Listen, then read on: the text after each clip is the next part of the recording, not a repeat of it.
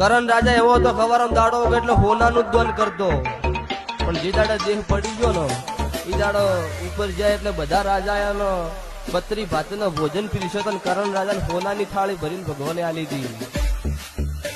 કરણ રાજાએ કીધું કે ભગવાન ચમ બધાને આવ્યું મારે આવ્યું? એક દાડે ભગવાને કીધું તું તને ભગવાન મેં રોમે આલ્યું તું ઘણું, પણ તે હોનું જ દાન કર્યું છે, કોઈનું પેટ ભરાયું નહીં, કોઈનું અન્ન તે દાન નહીં કર્યું. તો કે હોના માટે કોક રસ્તો કરી આલો, અમે તો કાળા માથાના મોનવી હતા ને ભૂલી જાય. એ દાડે ભગવાને એવું કીધું કે જમણા પગનો અંગૂઠો મોઢામાં લે એટલે તને અમીનો વડકાર આવશે.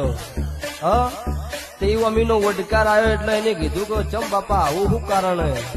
તારે એને એવું કીધું હતું કે તે એક ભૂસ્યો હતો, એને ઓગળી કરી હતી ને એને પેટમાં અન્ન મળ્યું હતું, અને એની ઓતેડી આશી બોલી હતી, એ ઓગળી તારું કામ કરી ગયેલી છે, એટલા તને તારે અમીનો વડકાર આવ્યો છે. જભાવાળો કોક હારા ઓગળી કરશો